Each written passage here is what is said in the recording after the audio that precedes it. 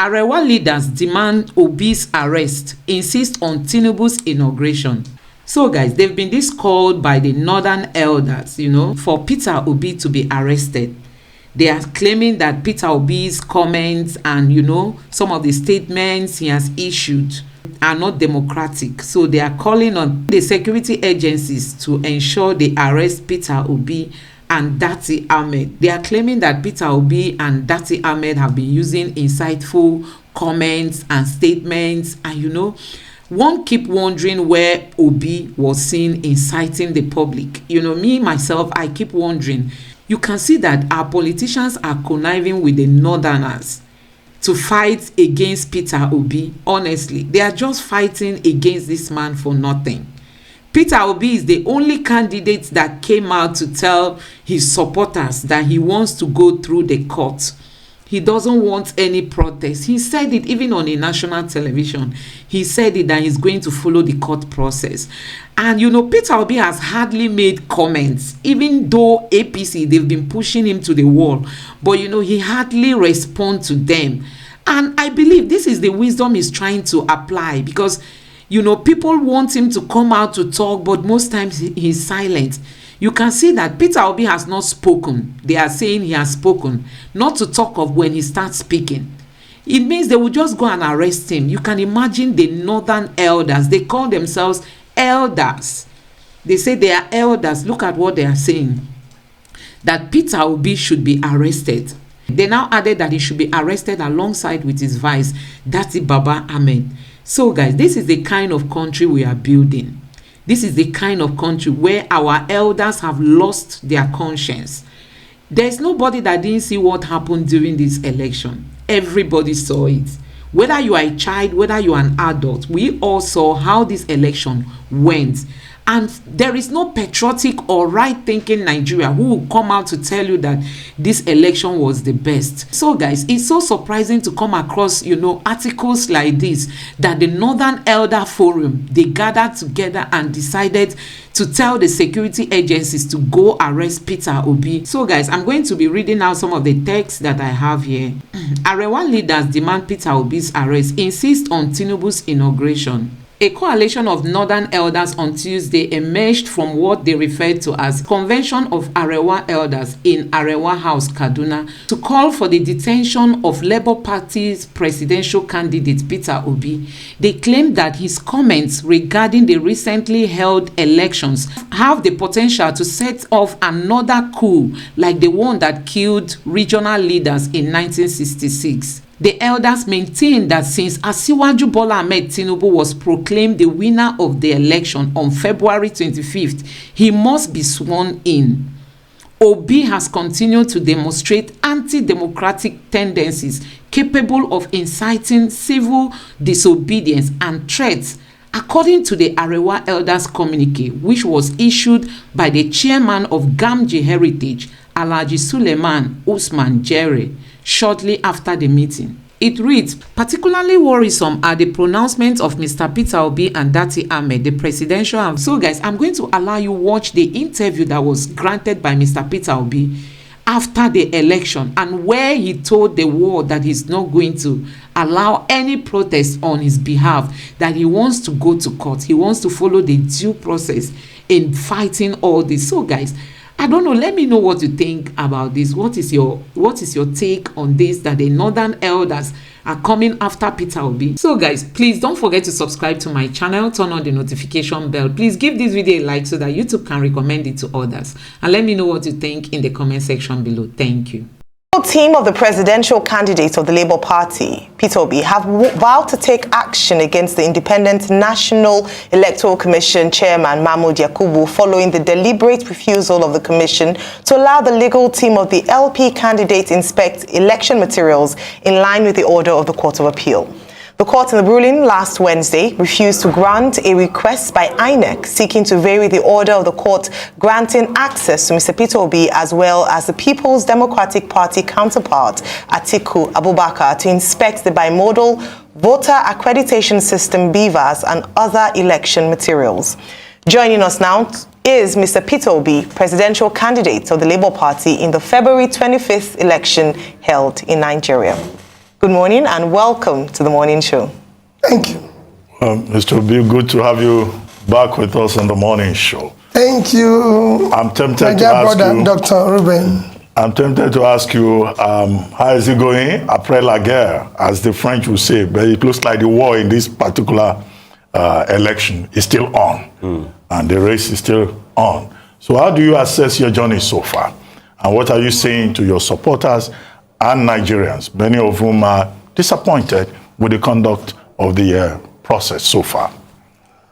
Well, my dear brother Ruben, my first question is to thank you for always inviting me, being there for Nigerians, thank the Arise facility for what they've done. My first is to thank God Almighty for his keeping Nigeria, protecting it, and blessing it. Thanking the good people of Nigeria for their interest and participation in trying to build a new Nigeria. The journey so far has been very tough. But that is what is expected.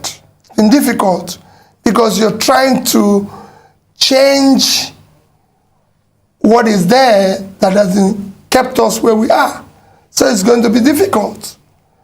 But if you look at the last election, as you know, it's probably the worst election considering in this particular republic, considering the 2022 electoral law, which was meant to improve our overall election process, and the continued and consistent promises of the chairman of INEC that this is going to be the best thing that has ever happened to Nigeria and everything. And you could see it in all the editorials, in all the international newspapers from Financial Times, The Economist, Wall Street Journal, everybody, including Chatham House, where even the chairman was there. He has questioned the rating of the country. And for me in particular, it's one of sadness. 63 years after Nigerian independence, we can't conduct simple election. Talk less of any other, just election. Despite all the promises. And it's not as if we're too big or too this. The world's biggest democracy, India today, have about 900 registered voters. In their last election, 67% participated, over 600 million, which if you look at our 24 million, that's 25 times our size. Yet the infractions were less than 5%. In our own, opposite is the case. However, my appeal to Nigerians is to remain, to my obedient family, to Nigerians is to remain calm, remain prayerful for our country, Nigeria. We have no other country except this one. And we will go through all legal, peaceful means to bring a new Nigeria, where everybody will be happy and proud to say, I'm a Nigerian. All right, I'm glad you talk about to remain prayerful and to remain calm. And the reason I say this is that some prominent Nigerians, church leaders, traditional rulers, and high net worth stakeholders are saying that though there are several infractions, the outcome of the election is the way God wants it, and it should be allowed. So on one hand, you are saying remain prayerful and calm, but we'll still go to court. Others are saying for the peace of Nigeria, remain prayerful, calm, and accept this as God's will. What do you have to say to that? Well, you know, I'm very respectful to prominent Nigerians, especially church leaders, traditional rulers, and all that. And I remain very respectful to them. And I think they should be respected for what they represent in our society. But I disagree with them. What they're actually preaching is the problem of Nigeria. The problem of Nigeria is accepting wrongdoing, accepting what is unacceptable. That is using God's name in vain. That's not what God said. God said, do not use my name in vain. So what they're saying is not God's wish. It is not God's plan for Nigeria. So why don't we accept that the 133 million Nigerians who are poor is God's wish? Why don't we accept that 95 million Nigerians living in absolute poverty is God's wish? It is God's wish that you don't have electricity. It is God's wish that our children are kidnapped. It is God's wish that we have collapsed primary health care, leading us to be the country with the highest infant mortality.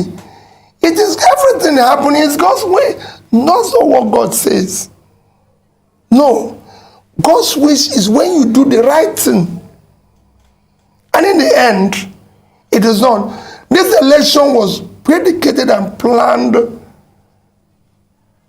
and we have clear laws about the conduct of the election. If it was followed, if these results were uploaded from the booth polling units, like they said, to the server and everything, we won't be here. We won't be talking about it. It would have been concluded in a matter of hours without anybody arguing about it. But it is not God's wish that you do the wrong thing. It is not God's wish that you go and rob a train and make money and start sharing it. It is not God's. This is what is killing the country. People come here, take public money, and then go and give it to people in the church and they say it's God's wish and start giving them title in the church, title in this. That is what we are fighting. That's what we want to stop. We want God's wish to be truly God's wish. And that is when we do the right things and God gives his blessing. What we are doing now is why they come. What do you tell the young ones growing up? That is God's wish that you steal? That is God's wish that you conduct a wrong election? So tell me the difference between those of us who are doing this and the armed robbers. What is the difference between us and the trained robbers? Let's be sincere with ourselves. That's why it's God's wish that somebody came to your station and said he knows a governor who have 22 billion naira stacked, and nobody is asking about him. But we are stopping young people who are carrying computer and questioning them and calling them names. That's not God's wish. God wishes something better. What I want is God to allow us to do the right things so we can start building a better country for our children. All right. So there are several, messaging and news going on around that INEC is not allowing your legal team to inspect the materials used, for the election. What's going to be your next action as regards this? Well, INEC is a public institution sustained by taxpayers' money, including you and me. And I believe there's law about public institutions. If there's anything, they should be open because they conducted the election. That's everywhere. If you do something and people are not satisfied, it's for you to open up yourself. It's not the first time I'm going to court with INEC. Since 2003, I would say several times, I've had to challenge INEC result. Remember that I'm the first governor in this country to come through the process of court by being in court for 3 years. Throughout the 3 years, I was in court with INEC giving me access to whatever materials they used to conduct the election. You've conducted the election, Rufai. You've announced or declared the winner. I'm only asking, can I have access to the documents and materials you used to arrive at that? I'm not asking you to change what you said. And remember, like I always say, people, I'm not challenging their declaration. Sorry, I'm not challenging who they declared. I'm not challenging whatever the outcome. I'm challenging the process which they arrived at their declaration. And unless we do that, we're not going to stop the rascality we witnessed in that election. The process through which people come into office is, for me, I said it everywhere, is far more fundamental than what they do thereafter. There's a process of doing things. There's a process of arriving at any destination. If, like I said in my press conference, if you're going to answer His Excellency, the process of coming to that position must be excellent. If you're going to be a bishop, there's a process of being a bishop. Dr. Ruben is a doctor. Why didn't you call me a doctor? Don't that look like a doctor? You called him a doctor because he went and read PhD. Rufai might be awarded a doctor by university. So he's a doctor. But you can't just go on the street and say you're a doctor when you're not. So there must be a process, because even if it's going to be awarded, you must have done something that merited you to be awarded that.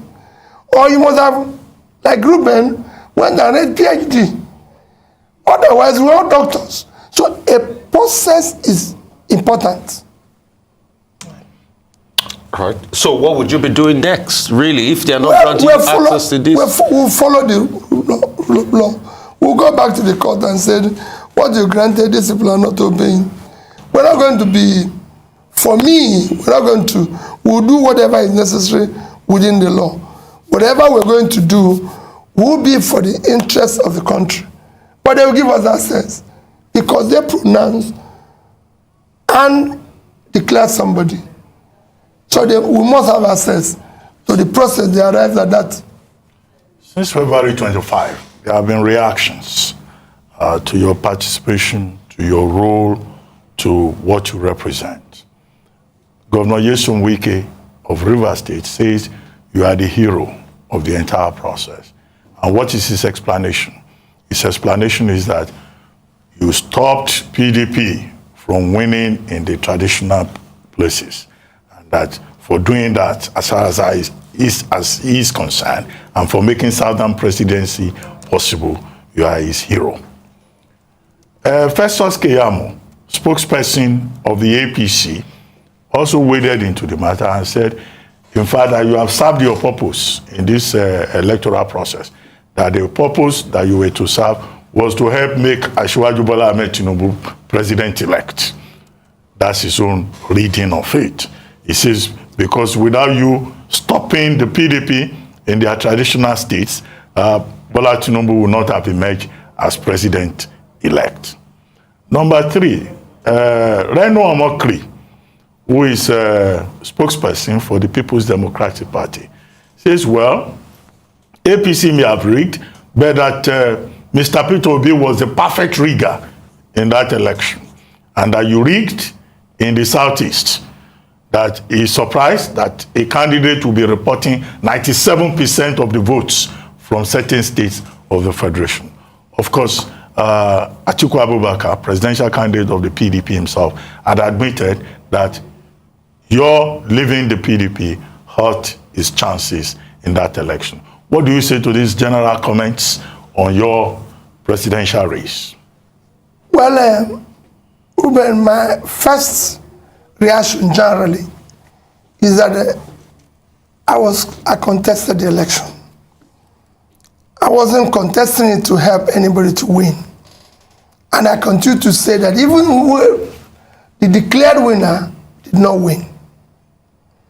You might have been declared by whatever means, but you've not won the election. Ruben, to win is to win the people. Democracy is government of the people, by the people, for the people.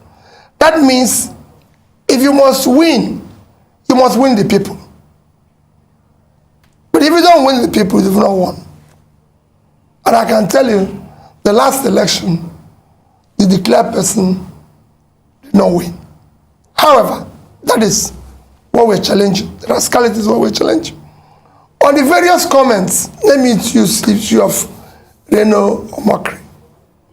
Ordinarily, I won't comment on anything because I only comment on or reply fellow presidential candidates, not their spokesperson. because they're not contesting. But since something that I have never participated or been part of was mentioned, I need to reply it. Ruben, I have never, and I will never, ask anybody to add one vote for me that doesn't rightfully belong to me. I've never paid anybody to rig election for me. Go all over Nigeria and ask anybody in INEC, the so-called EOs, resident commissioners, everybody, whether any of them have met Peter Obi saying do this. Go and ask police, army, anybody. Never. They are referees. It is their job to do their job. I've never. This show where I got 97% is in Anambra State. Reno Mokri forgot that in 2019, go and check the records, where PDP had the highest vote was in Anambra State. When in 2019, when I was vice presidential candidate to Atiku, our vote in Anambra State was 95 point something, almost 96%. That's where PDP got the highest vote, because I was on that ballot. And they know me. Ruben, I live in Onitsha. If you want to know whether I get 95% in Anambra State, come and go to Anambra State with me. I don't need police. When I come out, you see the reaction of the people. In fact, I'm actually surprised I didn't get 100%. I'm telling you, because I don't know who will be voting against me in Anambra State. In the Southeast, it's a similar situation. People know me. People know what I stand for. People know I've kept to my promises. People know I've kept to what I've said. It's a simple thing. It's like people go about and say, oh, he got votes in Lagos because of the Igbos.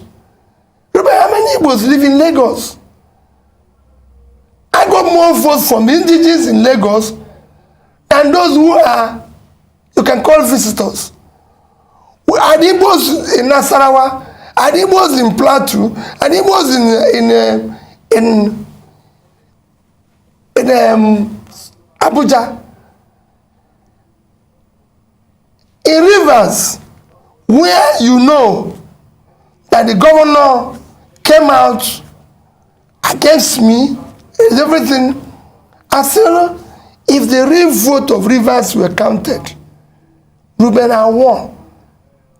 I have over 50-something% of the vote. The other two parties were sharing the order.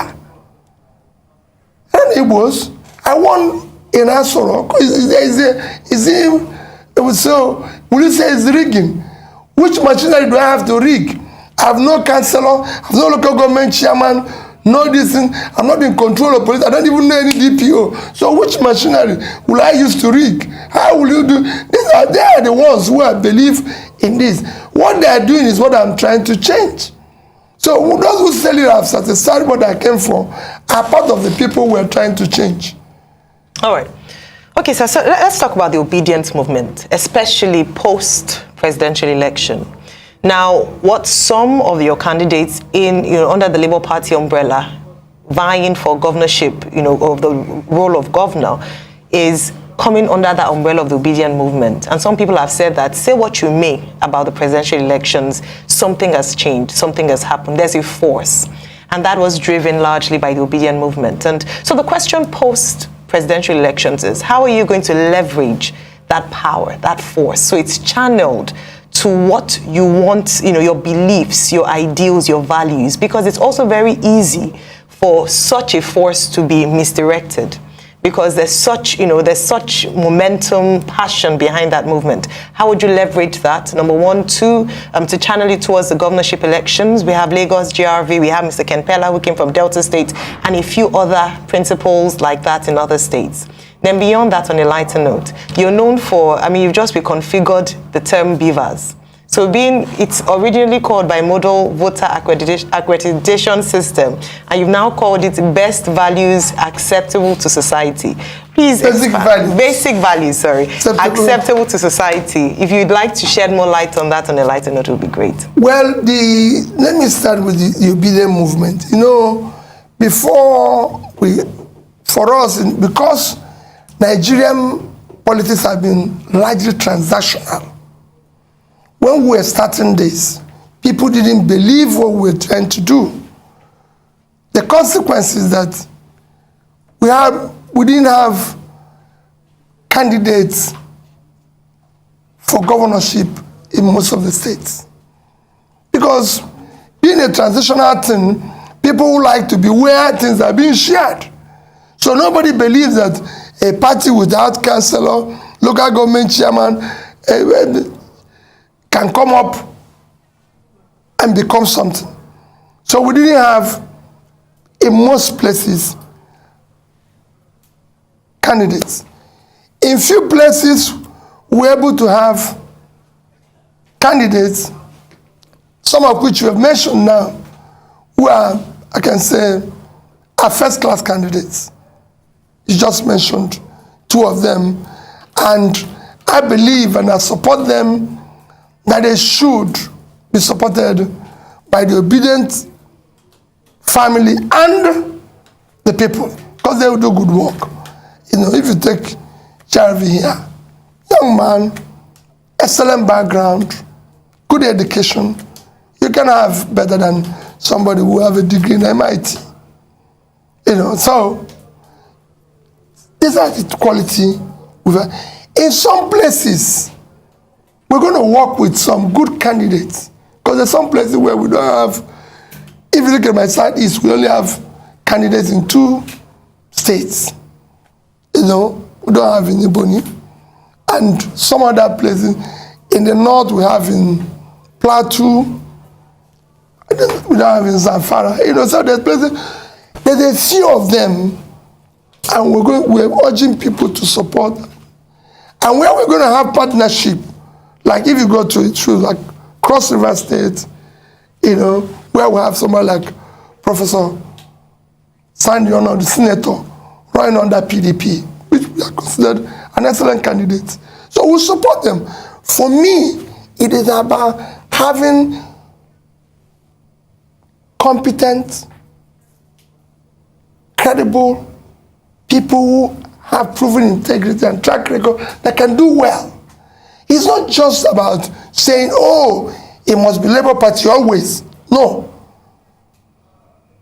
Where we think we have good people, we support them. And I'm supporting them. Where we think we have somebody better. And the same thing is what I preach to people.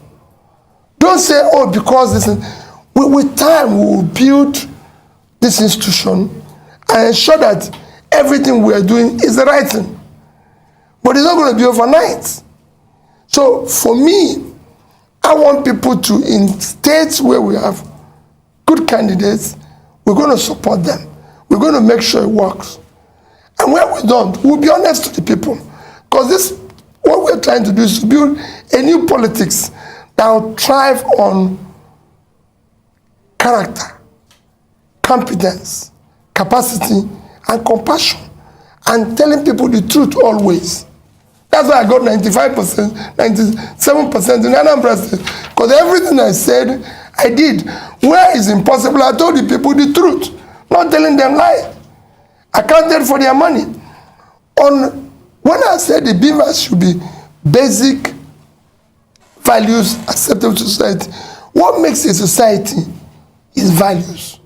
The values they accept, the values they tolerate, the person, just like you said now that priests and bishops or this said, it's God's wish. How could God wish that people are poor? So how could God wish that Nigeria is in darkness? Okay. No, it is not God's wish. Okay. Real quickly, I'd like to ask you this. Has presidential candidate of the APC, Bola Ahmed Tinubu, has he called you? Because he says he's been reaching out. Has he reached out to you? Have you spoken? That's number one. Number two will be, what would you say about now the ethnic strife that has resulted in just the governorship contest in Lagos. They are now pitching the Igbos against the Yorubas. And secondly, what would you say about people that are saying some people are too young to be governors in Lagos because they're just 40 years of age?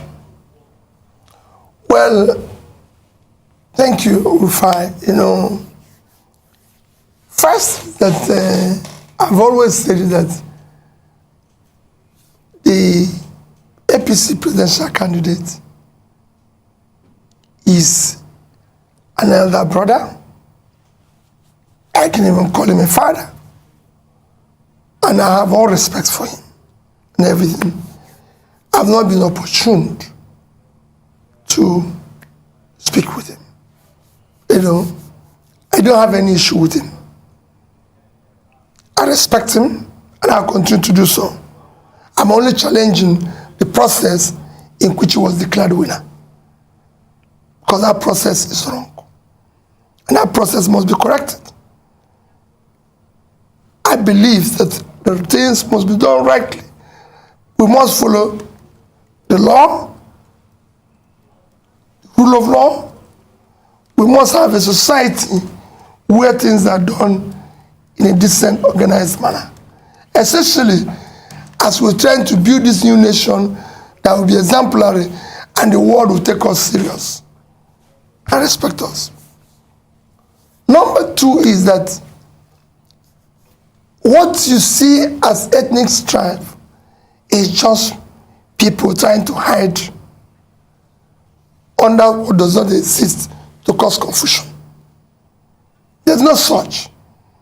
The vote that got in Lagos, I said it earlier without knowing you were going to get it, got across everybody in Lagos from the, call it Yorubas, Igbos, Hausas, Jijos, any of the tribes that reside in Lagos voted for me. I can tell you that I have a lot of people who I know have truly Yoruba, who are actually supporting me 24 hours. And it shouldn't be. In 2003, Obasanjo got over 90% of the votes in the entire Southeast. Despite the fact that our own revered leader, Ojukwu, was contesting. Nobody shouted at anybody. Nobody said, I won't do business with the Yorubas or with the Northerners or with anybody. He failed in the Yoruba land. But we gave him more votes in the Southeast, even when our own revered leader was contesting. Nobody quarreled with it. We have Yoruba people who live in the East. Don't think that it's only here. I can tell you in Onitsha, where I live, two prominent people that I deal with are completely from the Southwest. And they were there. Nobody had asked them. There were people doing their business who have democratic right to vote whoever they want. And I can go back to history. In 2011, we voted for Jonathan. He got more votes in the Southeast than he got in South-South. When Abiola contested the election, he had more votes in the Southeast. Even when his vice presidential candidate is Muslim from Kanu, and from I don't know where Kingi became again, maybe from the north. When Tofa had an Igbo man as vice presidential candidate, a respected Igbo man, yet Abiola won. And when that election was annulled, go and check the principal and people who actually lost more in Nedeko. It is the Igbos. We lost more in Nedeko. It is the Rafobias of this whose business were ruined. Go and check it. So when people bring what is not there, so who are those who voted for me in Abuja? Were the Igbos? Nobody got 25% in Abuja among the two parties. Is it the Igbos who voted for me in Jos, in Plateau? Is it the ones in Nasarawa? Is it the Igbos in occupying Nasarawa? The governor of Nasarawa said I won't get 10% of the votes in Nasarawa. The governor of Kaduna said I won't get 2,000 in Nasarawa. In Kaduna, I got 300,000. So let us not, at 300,000 Igbos in Kaduna. So where does this start? It's just people. I'm appealing to people for the interest of Nigeria. Today, we have a Pakistani as mayor of London, an Indian as prime minister. And they are doing far better than we're doing. In this place that is not even working, we're still trying to divide ourselves based on, and that's what we're trying to remove. It is this rascality, it is this structure we're trying to remove that brings this hatred, which we must remove in this system. So that the system can work. When people can no longer compete based on character, competence, compassion and capacity, they resort to ethnic, religious, and be shouting, oh, Peter campaign on religion, oh, Peter campaign on, but they are the ones doing it. I've never in any way told anybody in any church, in any gathering, vote for me based on this. I've said it, do not vote for Peter Obi based because of this part that is from the southeast. People voted for me on issue of somebody being young and modern. It's laughable. It's actually, we should actually stop people from being old and contest. If I have my way, if we can retire our bishops at 70, retire our professors at 70, Supreme Court at 70, it's time we put age for this our politics so that people can also retire. Because there's a reason why we say at 70, 75, people should go and rest. So let us, is these people that are saying it that are bringing confusion? Age of 40 is age where people are becoming or became president in America, the world biggest economy, 25 trillion. And you're just 400 billion. And you're talking about age. That is the right age, the right background, the right education. Mr. Peter Obi, we've been talking about the presidential election, but your party, despite the criticism that you had no structure, you had no representation in the National Assembly, ended up getting into the National Assembly. 6 seats in the Senate, 34 in the House of Representatives.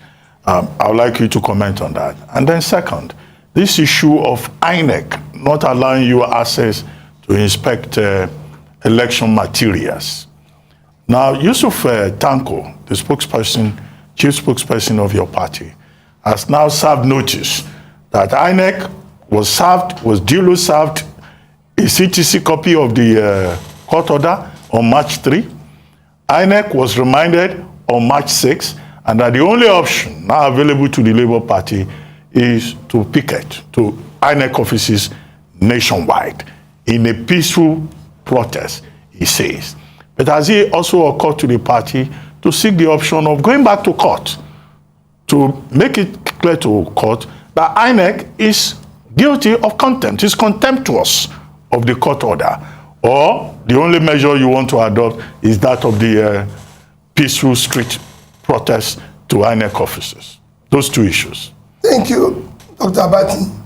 We'll apply both. Because you have a situation where you cannot even imagine.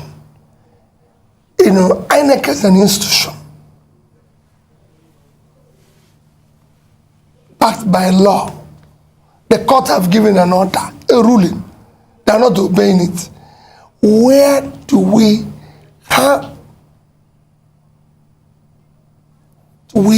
start to build a nation? The most important ingredients of what makes a nation is the rule of law. And I said it when I was campaigning, that we must govern by rule of law. Ruben, the biggest contributor to the Western economy today, in terms of GDP, in terms of their growth, is intangible assets called rule of law. The reason why people want to live in America, in Britain, in anything, is not because things that happen here don't happen, but because if it happens, you can seek redress in court and it will be obeyed. It's because if you call police, it will nothing else. Nothing else. I have somebody who told me an interesting story. He said he had a wife in Nigeria, and he would shout at his wife, do whatever he likes, and then suddenly something happened and he went to the UK and he shouted and the wife called police, and police came and he was still shouting in front of police, and the police told him that he shouldn't come near 1 mile radius of his house because of the way he's behaving. You didn't remind them that he paid dowry as a Nigerian. He told me, said, all he wants is to go back to Nigeria with his wife. Why? There's law and order. And that's what we are lacking here. Ruben, we must live in a society that is organized. Today, with the way Nigeria is, considering how bad things are economically, what the world expected of us in 2023, there was so much expectation, is to have free, fair, and credible election where the new government will come to start. When you talk about people say low-hanging fruit. The number one low-hanging fruit here is to start governing by rule of law. If you start it, you start changing this country. And that I'm committed to. And I urge INEC to please help the country. The image of the country today has strategic importance in Committee of Nations is being put into question by all this rascality. National Assembly elections and how you intend to leverage on that. For me, I thank God that we're able to get the number of seats we received. I hosted the candidates after they received their certificate and urge them to know that we are committed to a new Nigeria and we must do things differently. We must support what is right. We must go there to work hard and everything, and I'm sure they will. We also said we'll have a retreat after this. Ruben, the things we need to do going forward for Labour Party, for them, we need to build a democratic institute that will be able to teach people what their job is all about and what they're expected to do.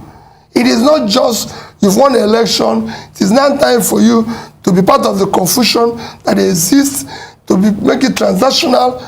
We now want to leverage and talk. We're talking with different organizations, different countries that can help us to build a proper democratic institution that will teach our people, including me, what governance is all about.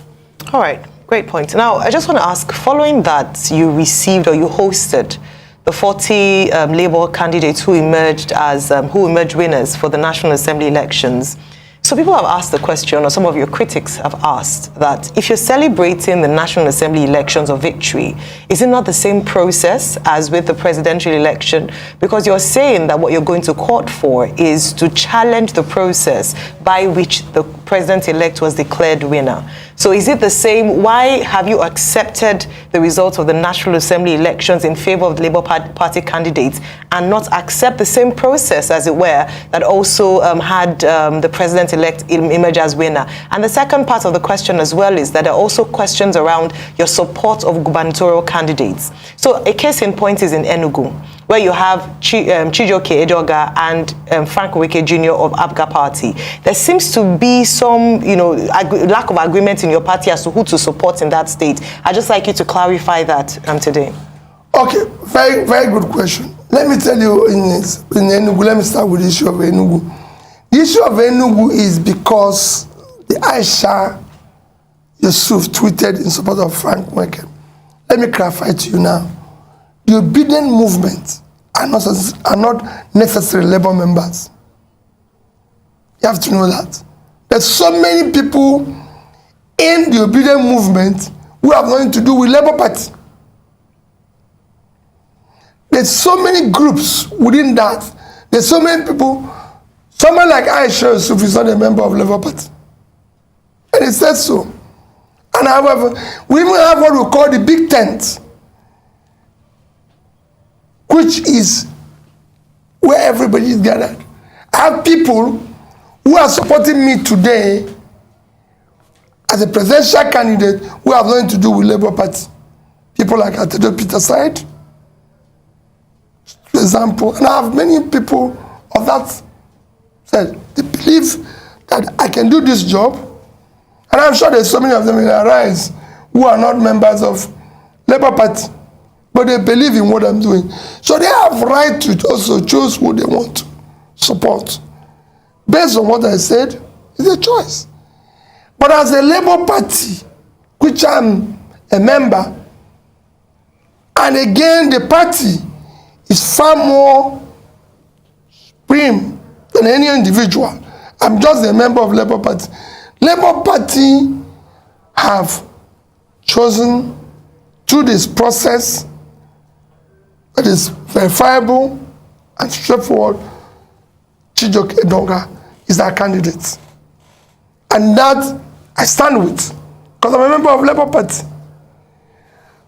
The obedient members of obedient family have their own choices. I can't question them. So that's the difference. So let's do. And then on the second question you asked about issue of whether National Assembly, they're not. Remember, INEC said House of Representative was going from the through to the server. House Rep was going through, but it's only presidential. So by that, they have defined a process. They have accepted a process. We are in their law. In the other two, they follow that process. In this one, something happened. They gave an excuse. We shouldn't be there. Because they know what they're doing. Okay. So let's come to Lagos. What's your support like for the Labour Party governorship candidate in Lagos? And also, there's been a dichotomy.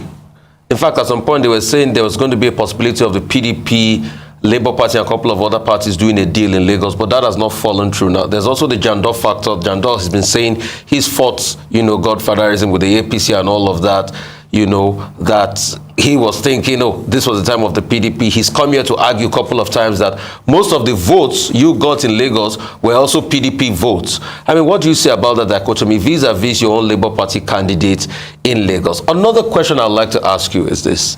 In this our country where rule of law has been put on the background, that people don't even obey court judgment again. It might sound like a funny question, but in a case where a court judgment gets in your favor, maybe in the Supreme Court, and it's not obeyed, what happens? Because that's the kind of dichotomy and anarchy we've put on the land. And this your newfound friendship with the PDP. Are you people challenging this together? Have you been talking to Alhaji Atiku Abubakar? What have you people been saying to each other? Because both of your vice presidential candidates had a joint press conference together. Well, let me say this. There's no partnership between Labour Party and the PDP. Both of us are challenging a process that is wrong. That is acceptable. The process is wrong. and we're challenging it because we're all participants. It's like there's several people are involved in a competition, and it goes wrong, and they come together and say, it happened. There's so many court challenges all over the world where maybe if you see the abroad where somebody have raped one woman, he went to court, several others who were raped by the same man comes out. They're not acting jointly, but because they have been a victim of the same man. But both of you are saying you won the election. No. Atiku back is saying you won the election. You two are saying you won the election. No problem. That is why we want to check the process. It is not the process that will say who actually rightly received the highest number of rightful votes cast in the said election. Because what is important is who received the highest number of rightful votes cast in the election and who has the spread. So if we do the right things, this is what we are claiming now is because of the confusion that was deliberately created by INEC. If they had done the right things, we won't be here. Nobody will be arguing. Like I said, I have my respect for Atiku. My respect for him remains as long as I live. He's a respected elder brother. You've been speaking to him? Of course.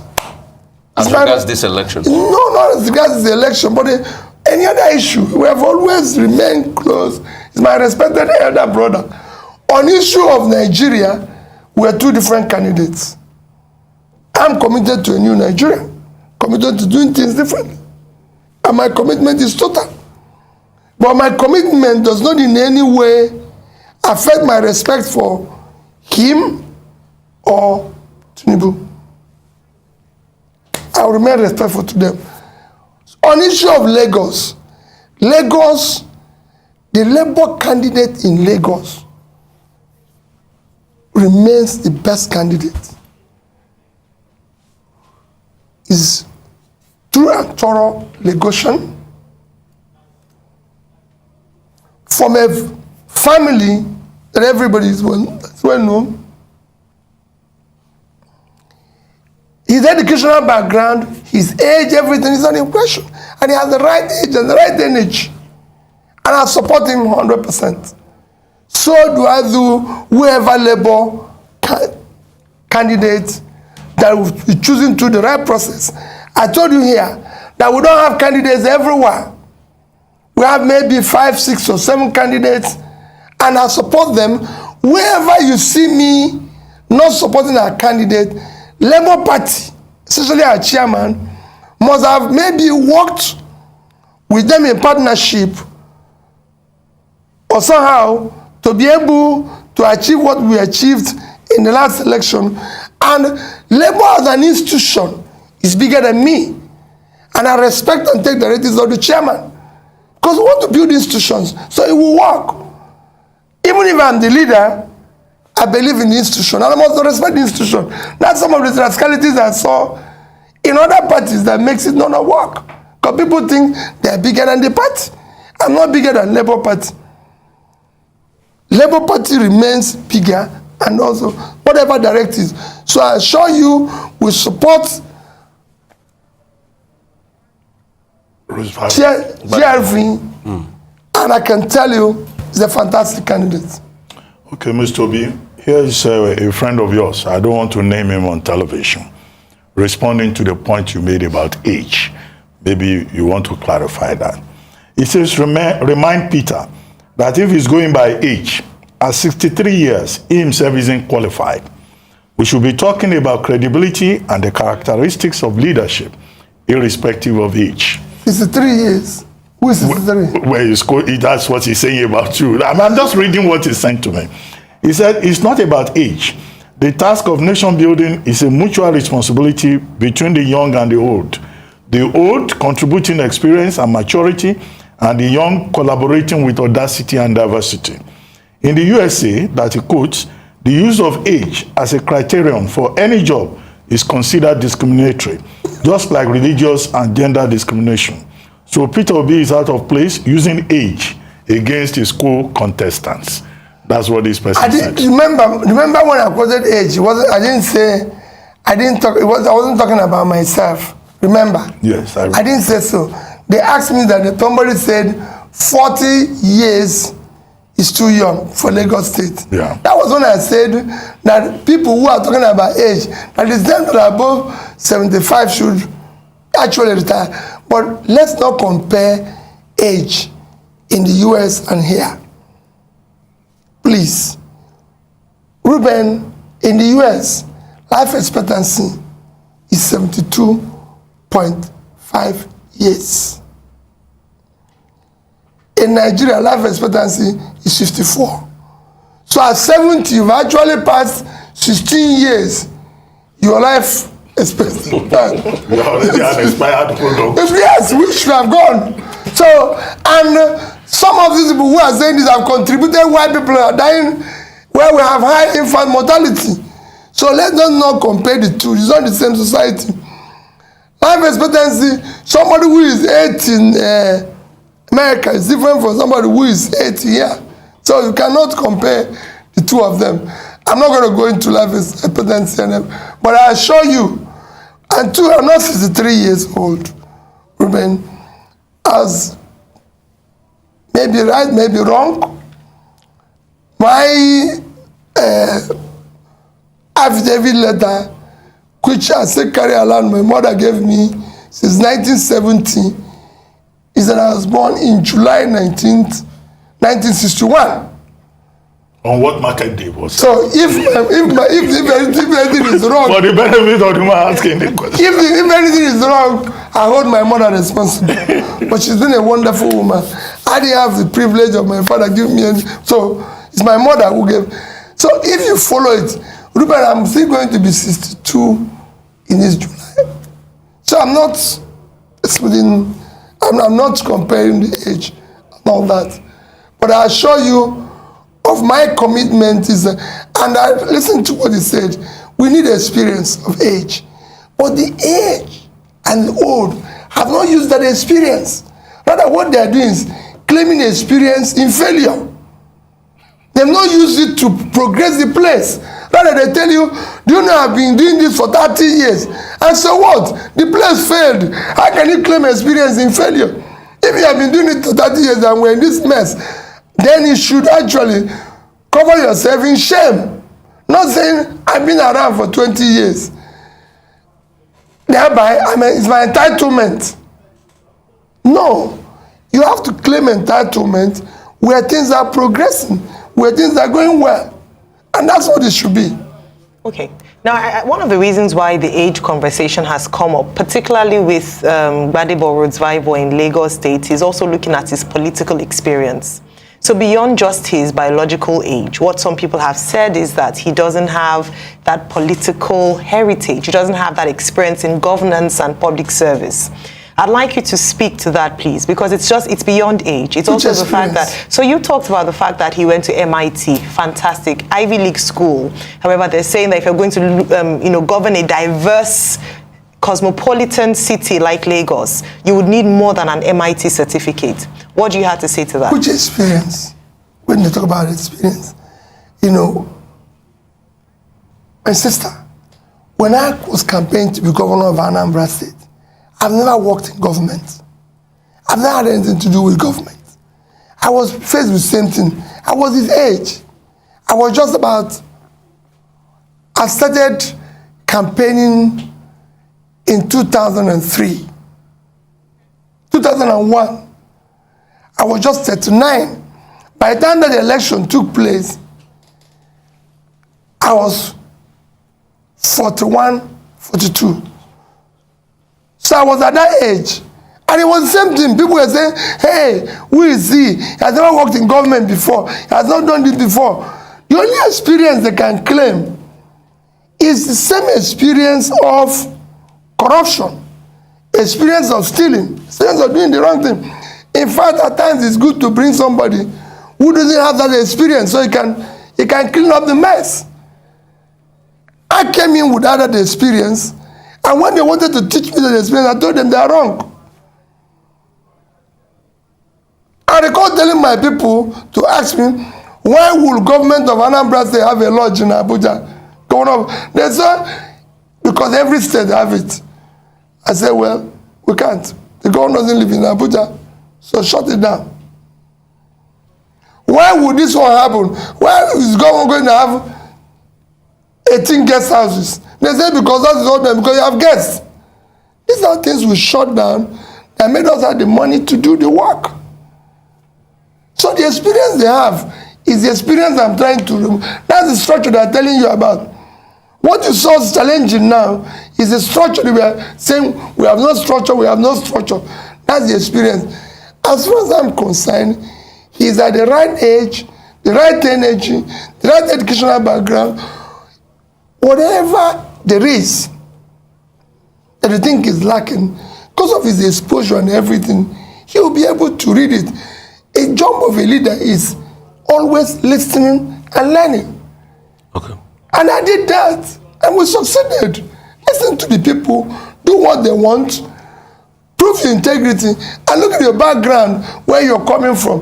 Remember that if you steal, it's going to show in the alumni listen of MIT that you're not a thief. Okay. Okay, real quickly, so just to get it clear, you were born in 1961, that means you're going to be 62 this year. Yeah. Secondly, I'd like to ask, what is now the level of your relationship with Governor Soludo of Anambra State? Because we remember the brouhaha about the letter that was written then. We remember all that transpired. And the fact that the words were, oh, you are not prepared, you are probably going to hinder, you know, the Igbo chance and things like that and all of that. And what's your reaction to people that call you an Igbo presidential candidate? I win only 2 states. I win only 2 states. You said you win only 2 states. Yes, but you've won more than 2 states today and you're challenging further. So what's your reaction to all the things Governor Soludo said then? And what would you like to say to Governor Soludo now if he's watching with all of this that has happened? First is that Governor Soludo remains, number one, my respected elder brother. Always. He's my governor, so I respect him as my governor. And I always remember in prayers that he governed the state very well, because at the end of the day, I live in Onitsha. If anything goes wrong, it affects me directly. So I always remember him in my prayers, and I always wish him well. We never had any agreement. His political understanding or his stand does not in any way affect me. We're family, and we remain family. And I will never in any way make comment and everything. What he said, like I said when he said it, that he's a professor and a trader. So 2 of us have different ways of reasoning. You can't expect a professor, a trader to be thinking like a professor. Neither will a professor, but that's where we are. So there's no problem between the 2 of us. We are friends, and we remain so. Well, for this... On the other, it's what you mentioned about the issue of age. I'm not against age. If you're 70 and you're healthy and everything, and they said age should not be used, especially to talk about inexperience. I'm also saying that age at certain times should be used to say you can no longer physically, because the job requires physical energy. I can tell you, when I ask those who know me very well, I used to go travel to London and back here 3 times in a week. I arrive in the morning, come back in the evening, arrive in the morning, come back in the evening. Today is not possible. I was doing it when I was 30s, up to 40. Today, I probably need to break it. So if I get to 70-something, it won't be the same thing. If there's anybody who can move anywhere, I went to not just 36 states when I was campaigning, I went to over 100 places. If I go to your state, which state are you? Ogun State. Thank you. Go. I'm the only person who went beyond one. Listen, if I go to Ogun, I'll visit another place. If I went to Oyo, I went to Ogbomosho, I went to Oyo State. I went to Adamawa, I was in Numan, I was in Mubi, I was in Medugri, I was in Biu. I went to Edo, I was in Auchi, Uromi, and this. It was possible. The other candidates can't do the same thing. They can't knock themselves. It has to do with physical energy. Well, and it's important. We have to begin to wrap up now. Thank But you. just one more thing for you to respond to. There's something circulating on social media over the weekend that you were a member of the Association for Better Nigeria that supported the annulment of the June 12, 1993 presidential election. And they've been passing it. In fact, if you circulate it, it will say forwarded many times. So were you with Aton Zerebe, who led that movement at that time? In 1993, Ruben, I lived in England. I had nothing to do with politics. I've never even, in 1993, my business was between here and the UK. I was living in England with my family. You know, if you want to know, my son was born in 1993, December. And go and check his birth certificate. He was in England. It's today, go and check it very well. So my daughter, go and check. There were primary schools in England. They can have little people who are in primary schools in England. And I'm in Nigeria, doing better Nigeria. Well, my wife lives there. So who are they living with? So the people do all sorts of things. I was not involved in politics. Never even voted as at that time. You know, I was actually probably a businessman contributing to building a better Nigeria, involved The northern elders, you can see that the northern elders were not fast to respond to all the threats that we experienced in Lagos. You know, all the people that came out to tell the Igbos that they must not vote, all the threats and voter suppression that people experienced during this election. A particular section of the country was being threatened. They were told that they don't have rights to come out to vote. You know, the northern elders didn't see that. They are just calling on Peter Obi. Please, can somebody tell me where Peter Obi, you know, used an insightful language or said something that could set the country on fire? Can somebody just help tell me where such a thing has happened? But you can see how our northern elders are responding. So we just hope that, you know, all this tension will come down and Peter Obi will reclaim his mandate. These are just distractions. They are just distracting us from the real thing. I just hope that, I pray that we stay focused, because we are going to emerge victorious in court. We all know that Peter Obi has been so reserved after this election. He doesn't come out to just speak anyhow. He hardly responds to so many things that are going on, you know, on the social media. He has just mind his business. And we all know that after the election, Peter Obi was on the national television where he told the entire world that he's not interested in protest, that he's not interested in protest. He wants to follow the constitutional option that is before him. Please don't forget to subscribe to my channel, turn on the notification bell. Please give this video a like so that YouTube can recommend it to others, and let me know what you think in the comment section below. Thank you.